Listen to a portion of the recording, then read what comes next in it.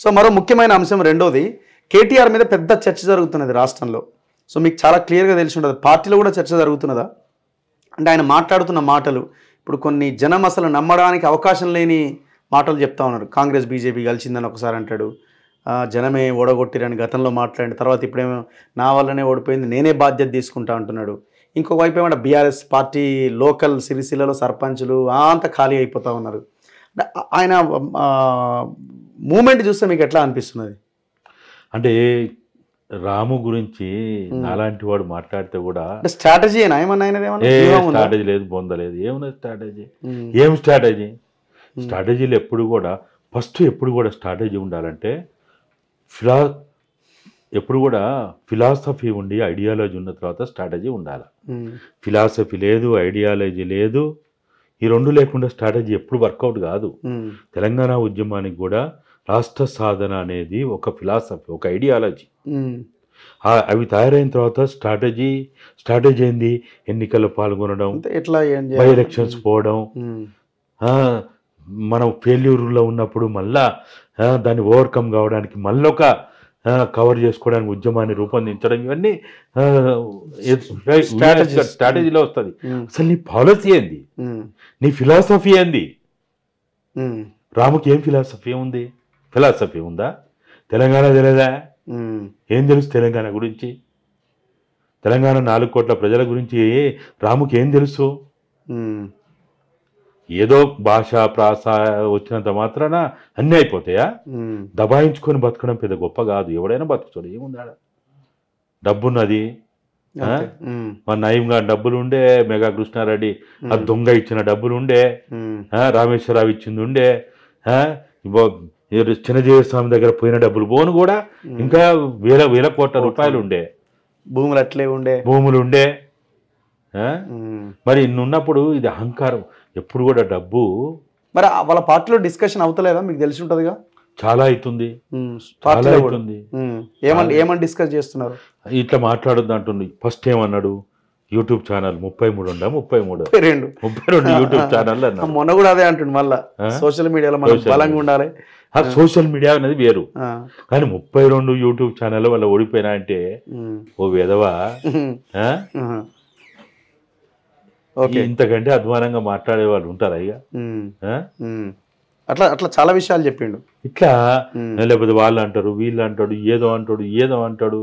అసలు వీళ్ళకి మామూలుగా అయితే 60 ఏళ్ళు. ఇప్పుడు నాలాంటి వాడిని, నేను ఇప్పుడు 62. నాలాంటి వానికి మతిపరుపు వచ్చిందన్నా, నాలాంటి వానికి ఇంకేదన్నా ఆరోగ్యపరమైన సమస్యలు ఉన్నాయన్నా కానీ సమాజం ఎక్స్క్యూజ్ చేస్తుంది.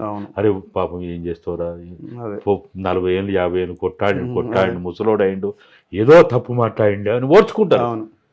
మరి నువ్వేమో ఐటీ మంత్రిని అంటివి, ఇంకేదో అంటివి, అమెరికా అంటివి, ఎవడు మాట్లాడినా అది ఇంగ్లీష్ అంటావు, ఇంకోటి ఏదో అంటావు. మొత్తం భాషలన్నీ ఈయనకు వచ్చట.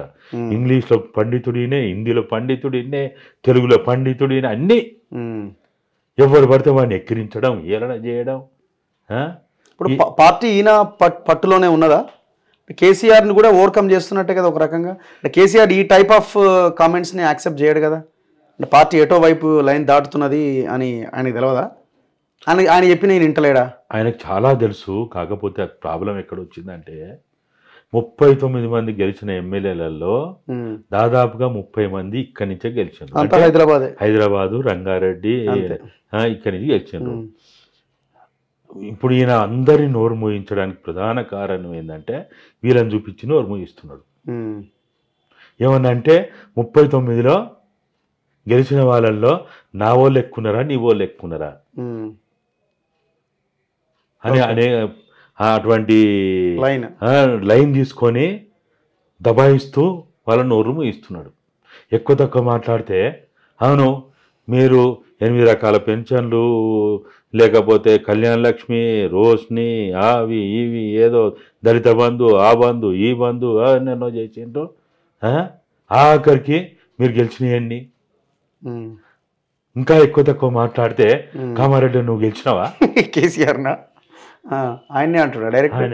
ఆయన ఎదురుగా అనుకున్న పక్కన వాళ్ళ వేరే ముందు డైరెక్ట్ అంటుండు. మొన్న మీడియాలో అన్నాడు, మీరు ఇల్లే మీడియాలో ఏదో ఉపన్యాసంలో కూడా అంటున్నాడు. ఒక సాధారణ ఆ, అతి సాధారణ సామాన్యుడి, ఆ, చేతిలో చేతిలో ఓడిపోయిందని ఈయన ఆ, అంటున్నాడు కదా. అవును. అంటే ఏంది, మీరందరూ ఎదవలు దద్దమ్మలు, మీరు ఏం చేతగానోళ్ళు, నా వల్లనే 30-39 వచ్చినాయని చెప్తున్నాడు. సో ఈయన స్ట్రాటజీ కరెక్ట్గా ఈ లైన్లోనే వెళ్ళాలని అనుకుంటున్నాడేమో. అది భ్రమ. ఈయన వల్ల గెలిచిండా? ఉమ్. గెలిచిండా? రకరకాల ఈక్వేషన్స్ ఉన్నాయి.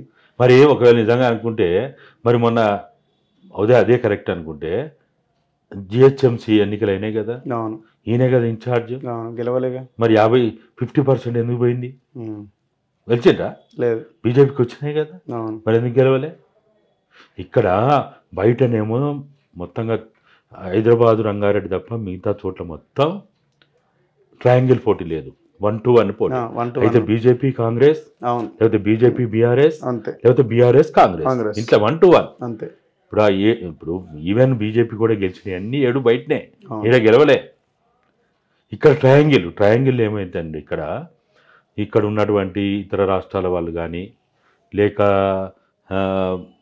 ఇక్కడ ఉన్నటువంటి ముస్లిమ్స్ కానీ, తెలంగాణ ముస్లింలు అందరూ ఒక నిర్ణయం తీసుకున్నారు, జిల్లాలో ఒక నిర్ణయం ఉంది, హైదరాబాద్ వాళ్ళు పత్వా కూడా అట్నే జారీ చేసినారు. ఇవన్నీ ఉండడం వల్ల అట్లా వచ్చినాయి. కానీ ఈయన తురుంకానయ్యి, ఈయన పెద్ద పోటుగాడయ్యి, ఈయన మాటల వల్ల ఈయన వచ్చిరాని ఇంగ్లీషు హిందీ తెలుగు మాట్లాడితే కాదు,